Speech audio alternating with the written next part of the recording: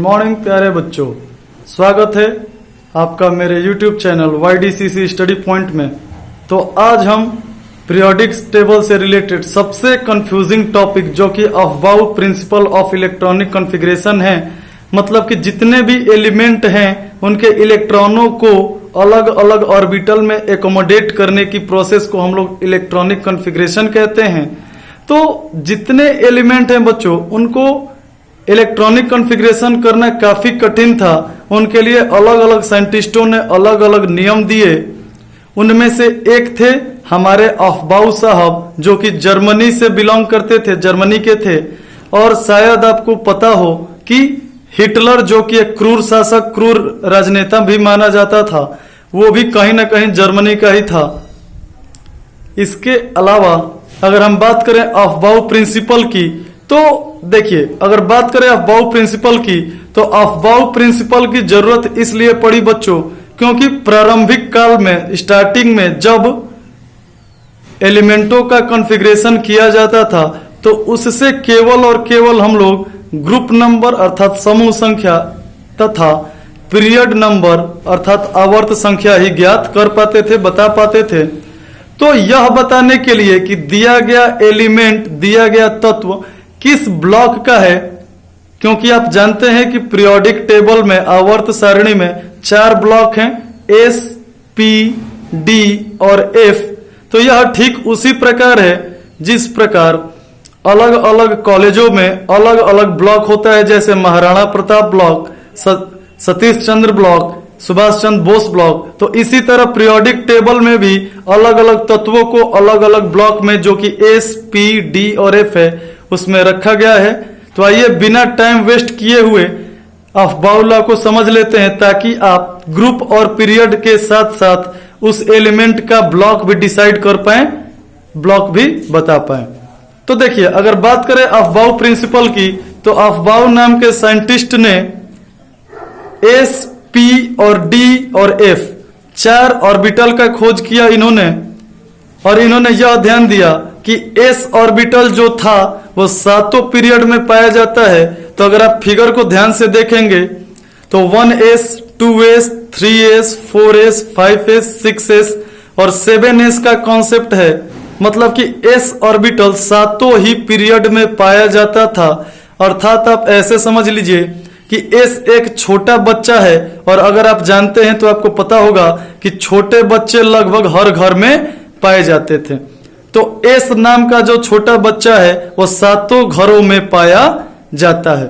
अगर बात करें पी ऑर्बिटल की, पी नाम के बच्चे की, तो वो पहले घर में नहीं पाया जाता है, अर्थात 1p नहीं होता है, लेकिन उसके अलावा बाकी 7 घरों में ये पाया जाता है, अर्थात 2p, 3p, 4p, 5p, 6p और 7p में पाया जाता है। इसी तरह अगर बात करें डी ऑर्बिटल की, तो ये एक टीनएजर मान सकते हैं इसको, और टीनएजर हर घर में संख्या कम ही होती है। तो इसलिए डी ऑर्बिटल जो है वो केवल 3d, 4d, 5d और 6d में ही पाया जाता है, मतलब 3rd, 4th, 5th और 6th पीरियड में ही पाया जाता है। जबकि एफ ऑर्बिटल जो है वो केवल 4th और 5th पीरियड में ही पाया जाता है। तो ये 4 लेटर जो देख रहे हैं, एस, पी, डी और एफ, वो कहीं ना कहीं ऑर्बिटल को या ब्लॉक को इंडिकेट करने का काम करते हैं। और जो 1, 2, 3, 4 अंक जो देख रहे हैं वो कहीं ना कहीं एलिमेंट के पीरियड को बताने का काम करता है।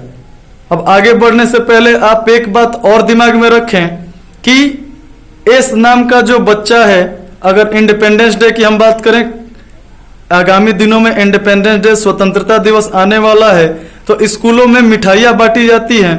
तो मान लीजिए कि एस नाम का कोई छोटा बच्चा है जो 2 ही लड्डू या 2 ही पेड़े लेकर संतुष्ट है, तो एस ऑर्बिटल को अधिकतम 2 इलेक्ट्रॉन या 2 लड्डू चाहिए फुलफिल करने के लिए, खुद को या खुद को संतुष्ट करने के लिए। वहीं अगर हम पी ऑर्बिटल की बात करें तो उसको अधिकतम 6 लड्डू चाहिए, मतलब कि जब तक उसको 6 इलेक्ट्रॉन नहीं देंगे तब तक उसका ऑर्बिटल पूरी तरह से नहीं भरेगा। उसी क्रम में डी ऑर्बिटल को चाहिए 10 इलेक्ट्रॉन और एफ ऑर्बिटल को चाहिए 14 इलेक्ट्रॉन। तो अगर आपको एस, पी, डी और एफ याद करने में तकलीफ हो रही है, कठिनाई हो रही है, तो आप इसको एस फॉर शरीफ, पी से पागल, डी से डाकू और एफ से फालतू आदमी याद रख सकते हैं। अर्थात शरीफ बच्चा जो होगा वो 2 ही लड्डू में संतुष्ट हो जाएगा, थोड़ा सा पागल होगा तो वो 6 लड्डू मांगेगा, थोड़ा लुटेरा टाइप का होगा, शरारती होगा तो फिर 10 लड्डू से संतुष्ट होगा, और बहुत फालतू लड़का होगा, उदंड होगा, तो वो 14 लड्डू लेके भाग जाएगा। तो इसी तरह एस, पी, डी और एफ में क्रमशः 2, 6, 10 और 14 इलेक्ट्रॉन अधिकतम।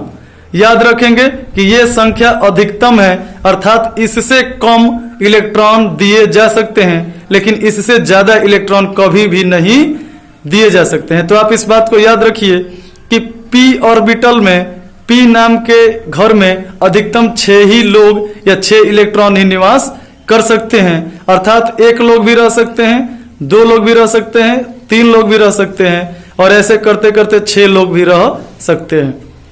इसके अलावा मैंने 1s, 2s, 3s, 2p इन सब में तीर के मदद से बताया है कि सबसे पहले 1s ऑर्बिटल भरेगा 2 इलेक्ट्रॉन, फिर 2s, फिर 2p, फिर 3s, फिर 3p, फिर 4s, फिर 3d, 4p, 5s, फिर 4d, 5p, 6s, फिर 4f, 5d, 6p, 7s और अंत में 5p, 6d और 7p। तो आप इस क्रम को भी याद रखेंगे। अगर आपको ये फिगर याद है तो बेशक आप क्रम याद रख सकते हैं। और साइड में अगर आप दाहिने हाथ पे देखेंगे तो मैंने एक्स नाम का एक तत्व माना है जिसका एटॉमिक नंबर 20 है, एटॉमिक नंबर 20 है, अर्थात इसके पास 20 लड्डू या 20 इलेक्ट्रॉन है। उसी इलेक्ट्रॉन या लड्डुओं को अलग अलग ऑर्बिटल में बांटना है। तो सबसे पहले 1s को 2 लड्डू दे दिया, 2 इलेक्ट्रॉन दे दिया, फिर 2s को 2 इलेक्ट्रॉन, फिर 2p को 6, फिर 3s को 2, फिर 3p को 6 और फिर लास्ट में 4s आते आते इसके पास मात्र 2 इलेक्ट्रॉन ही बच गया तो 2 इलेक्ट्रॉन दे दिया और इस तरह से इसका निरूपण कॉन्फ़िगरेशन कंप्लीट हो गया। तो अगर बात करें एटॉमिक नंबर 20 की तो कैल्शियम का एटॉमिक नंबर 20 होता है, परमाणु क्रमांक 20 होता है। तो परमाणु क्रमांक 20 कैल्शियम का configuration 1s2, 2s2, 2p6, 3s2, 3p6, 4s2 हो जाएगा। तो अगर आप लास्ट में देखेंगे कॉन्फ़िगरेशन के तो 4s2 लिखा दिखेगा आपको। तो इसमें जो s दिख रहा है वो कहीं ना कहीं ब्लॉक को दर्शाएगा, अर्थात कैल्शियम जो है वो s ब्लॉक का एलिमेंट है। इसके साथ जो अंक लिखा है 4 ये पीरियड को बताएगा, अर्थात कैल्शियम जो है वो 4th पीरियड और s ब्लॉक का एलिमेंट है। और ऊपर जो इलेक्ट्रॉनों की संख्या है वो वैलेंसी बताएगी और वैलेंसी से हमें ग्रुप का पता चलता है। तो अगर आप ध्यान देंगे तो कैल्शियम में 4s2 है, अर्थात इसकी वैलेंसी +2 है तो ग्रुप इसका हो जाएगा सेकेंड। तो अगर हम बात करें कैल्शियम की तो ये सेकेंड ग्रुप 4th पीरियड और s ब्लॉक का एलिमेंट है। तो इसी प्रकार अगर आप राइट साइड में सबसे नीचे देखेंगे तो हमने 5 एलिमेंटों के नाम लिखे हैं होमवर्क के तौर पे। तो आप उम्मीद है इसको अच्छे से समझ जाएंगे, समझे होंगे। तो आप इन 5 एलिमेंट का एटॉमिक नंबर दिया गया है 7, 7 के बाद 15 करेंगे, बाई मिस्टेक फास्फोरस का 17 लिख दिया गया है, उसको आप 15 कर लीजिए। नाइट्रोजन का 7, फास्फोरस P का 15 होगा, सुधारिए उसको। सिलिकॉन का 14, ब्रोमीन का 35 और ऑक्सीजन का 16। ऑक्सीजन का 8 एटॉमिक नंबर होता है। बाई मिस्टेक फास्फोरस और ऑक्सीजन का एटॉमिक नंबर गलत है, आप उसे सुधार लें। फास्फोरस का हो जाएगा 15 और ऑक्सीजन का हो जाएगा 8। और आप घर से इसको सॉल्व करके देखेंगे कि आपका कॉन्फ़िगरेशन सही हो रहा है या गलत हो रहा है। और अगर कोई भी डाउट है तो आप बेझिझक मेरे व्हाट्सएप नंबर पे फोटो लेके सवाल के आप हमें भेज सकते हैं। हम शीघ्र आपके जवाब देने का प्रयास करेंगे। और एक चीज और, अगर आपको s, p, d और f ऑर्बिटल में इलेक्ट्रॉनों की अधिकतम संख्या याद रखने में समस्या हो रही है तो आप s, p, d, f का फिगर देखिए और ध्यान से देखेंगे तो आप पाएंगे कि s और p के बीच 4 इलेक्ट्रॉन का अंतर है, p और d के बीच 4 इलेक्ट्रॉन का अंतर है और d और f के बीच में भी 4 इलेक्ट्रॉन का ही अंतर है। अर्थात लगातार दो ऑर्बिटल के बीच 4 इलेक्ट्रॉनों का अंतर है, तो आप केवल s का याद रख लेंगे और उसमें 4 इलेक्ट्रॉन जोड़ के 6, फिर 4 इलेक्ट्रॉन जोड़ के 10 और 4 इलेक्ट्रॉन जोड़ के 14 बना लेंगे। तो उम्मीद है आपको टॉपिक समझ में आया होगा। इसी के साथ मैं अपनी वीडियो को समाप्त करता हूं। आप अच्छे से पढ़ते रहिए, बोर्ड एग्जाम में टॉप करने की तैयारी करते रहिए। मैं आपके साथ हमेशा मौजूद रहूंगा। आप मेरे साथ जुड़े रहिए और ऐसे ही क्वालिटेटिव वीडियोस का आनंद लेते रहिए। मिलते हैं जल्द ही नए वीडियो के साथ। तब तक आप अपनी पढ़ाई जारी रखिए, लाइफ को एंजॉय रखिए, स्वस्थ रहिए, मस्त रहिए। जय हिंद, जय भारत।